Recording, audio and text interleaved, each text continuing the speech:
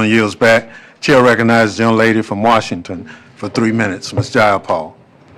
Thank you, Mr. Chairman, and thank you, Leader Jeffries, for holding this very important hearing. Mr. Panjone, I want to just start by saying thank you so much from all of us who are here. We deeply appreciate your bravery, your sacrifice, and that of all the law enforcement officers who protected us and protected the Capitol that day. Ms. Hemphill, I want to thank you for your very honest and moving testimony, and I hope that it inspires others across the country to do and say what you have said. I think it's incredibly important. And I want to focus my few minutes on the toll on our democracy with Mr. Ballou and Ms. McCord. When I questioned Jack Smith recently, Special Counsel Jack Smith recently, about the toll on our democracy if we do not hold those who try to steal an election accountable, he described it as catastrophic.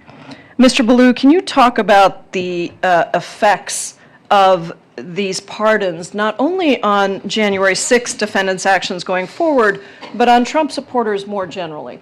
Yeah, I think that there are two concerns here with the January 6th pardons specifically.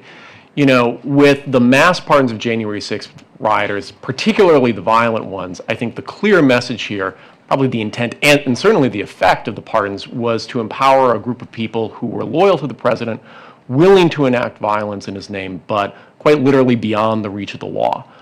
Immediately after the pardons came out, a number of rioters made statements saying that they were going to get retribution or revenge. Some said that they were going to immediately buy guns.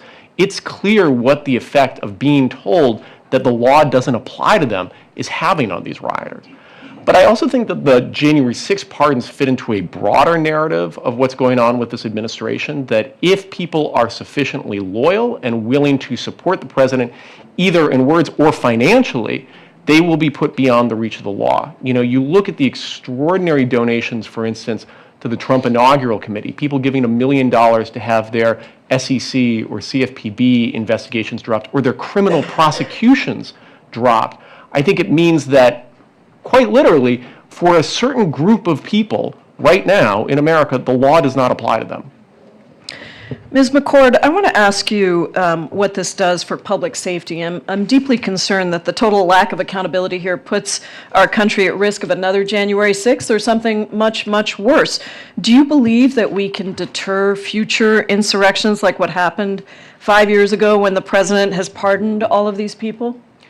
I think that there's the damage to sort of the even-handed administration of justice is really very strong. And people can think rationally right now that if what they do is at the behest of someone like Donald Trump, who has the power to absolve them from the wrongs that they commit, that there is an incentive to continue to commit those wrongs. And we are in a dangerous place right now where Mr. Trump still has 3 more years left of his term and is even talking about things like a third term, which of course would violate the Constitution. So these are all seeding these narratives already now that I think could prompt additional acts of violence.